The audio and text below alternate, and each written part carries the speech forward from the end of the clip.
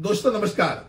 कानूनी बात बताने वाले मेरे YouTube चैनल में आपका स्वागत है। आज का विषय, तलाक लेने के बाद पति और पत्नी ये उनके कानूनी उत्तराधिकारी कौन रहते हैं, इसके बारे में हम जानकारी लेंगे। पहली बात भाई, तलाक शुदा पति या तलाक शुदा पत्नी जब हम बात करते हैं यानी उनका तलाक हो गया है, और तलाक जब हो जाता है, डिवोर्स हो जाता है, तब हम एक दूसरे के अधिकार से मुक्त हो जाते।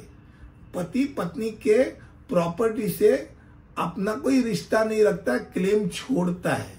वैसे पत्नी अपने पति के प्रॉपर्टी के ऊपर से क्लेम छोड़ दीजिए, सब ठीक है। फिर उत्तराधिकारी कौन? तो भाई उनका जो बेटा या बेटी अगर उन्होंने पैदा की है तो वो 100% उनका उत्तराधिकारी बनते, इतना याद रखो।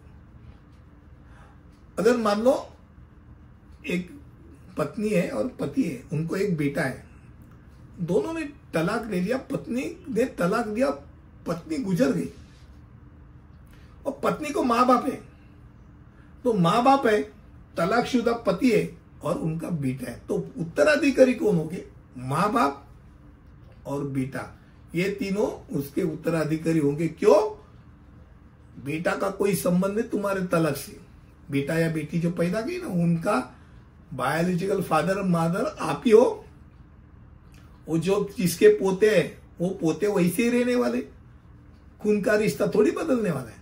तो इतना याद रखो। अब एक बात दूसरी है कि तलाक के बाद बहुत बार ये प्रश्न पूछा जाता है कि तलाक के बाद जो पत्नी है अपने पति के माँ बाप के प्रॉपर्टी के ऊपर दावा ठोक सकती है क्या? भाई नहीं दावा ठोक सकती, क्योंकि पत्नी का पितृक संपत्ति पर कोई अधिकार नहीं। किसके? पति के पितृक संपत्ति और कोई अधिकार नहीं। अधिकार खत्म हो जाता है जब तलाक हो जाता है। पर महत्वपूर्ण यह बात है कि अगर मान लो दोनों ने मिलकर अगर कोई फ्लैट या प्रॉपर्टी खरीदी और तलाक हो गया और वो प्रॉपर्टी का जो मामला है वो चल रहा है, जब तक वो खत्म नहीं होता है तब तक उस प्रॉपर्टी में उसका अधिकार होता है। अगर उसने वो खरीदने के लिए योगदान दिखाया है, अगर वो साबित कर सकती तो उसका अधिकार है। और दूसरी और अहम बात जाते जाते ये बताना चाहता हूं कि भाई अगर तलाक का मामला चल रहा है और तलाक का मामला चल रहा है और उसी दरमियान अगर पति या पत्नी चल बसी, तो भाई साहब वो चल बसी जो औरत है या पति है, उसके उत्तराधिकारी कौन कौन होंगे? तो डिवोर्स तो हुआ नहीं है, तो पत्नी का उत्तराधिकारी पति भी होने वाला है। अगर वो टालना चाहती है तो उसको विल बनाना चाहिए। अगर विल नहीं बनाया तो उत्तराधिकारी में उसका भी नाम है, इतना याद रखो। यानी ये दिमाग में रखते कि भाई आगे क्या हो सकता है क्या नहीं हो सकता है, ये आपको सोचना है।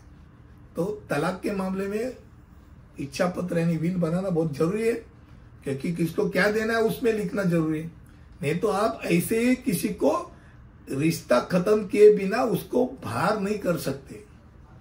आज का विषय तलाकशुदा पति पत्नी और उनके उत्तराधिकारी के बारे में था। ऐसे अलग विषय पे मैं वीडियो बनाते रहूंगा।